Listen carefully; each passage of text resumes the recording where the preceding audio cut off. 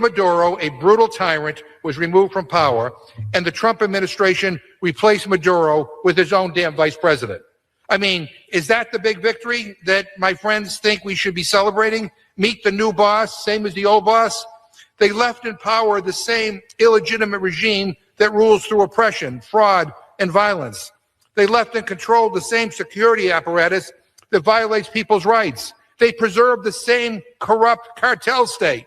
Am I missing something here? Because from what I can tell, the president put our troops in harm's way without congressional consent, all so that he could replace one dictator with another dictator. We can't be asleep at the switch. I mean, no oversight, no hearings, no votes, just blind obedience to the executive. That's not the way this place is supposed to run.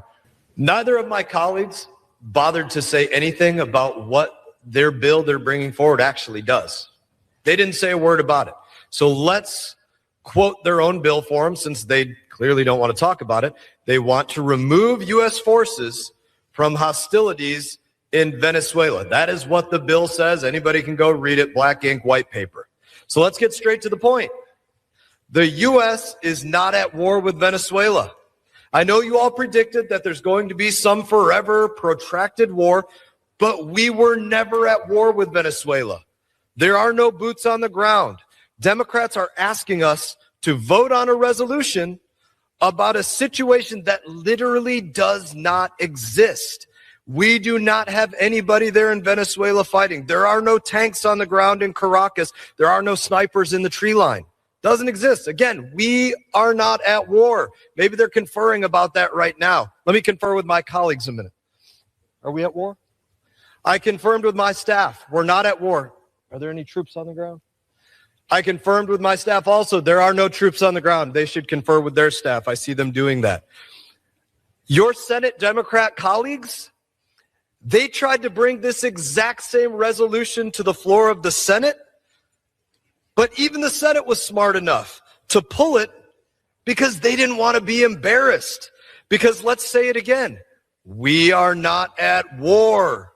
Most of you Democrats predicted that we were going to be in some forever war, which again, by the way, you said after the strike hitting the Iranian nuclear facilities, their nuclear infrastructure, you all said we're going to be in a forever war. We weren't. And then you said the same thing years ago when President Trump killed Qasem Soleimani. We're going to be in this forever protracted war. Guess what? We weren't. We haven't been. Not for one moment since then. My Democrat colleagues, they are batting zero in predicting forever wars. Operation Absolute Resolve was a law enforcement action to bring Nicolas Maduro, an indicted narco-terrorist with a $50 million bounty, to justice.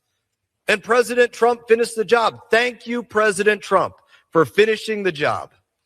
It was literally over before breakfast. I've been in war. I can tell you, an operation that's over before breakfast, that's not a war.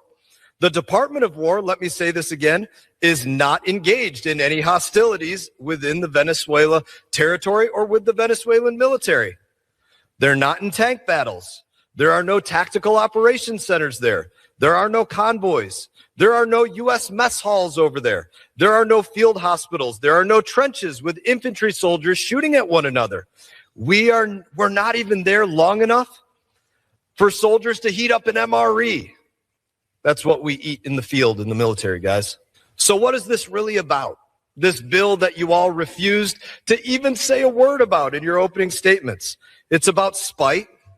It's about the fact that you don't want President Trump to arrest Maduro, and you will condemn him no matter what he does, even though he brought Maduro to justice with possibly the most successful law enforcement operation in history.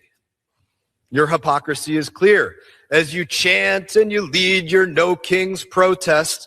But when it comes to taking down a dictator, you crawl into a corner, you curl up, and you start to cry about it.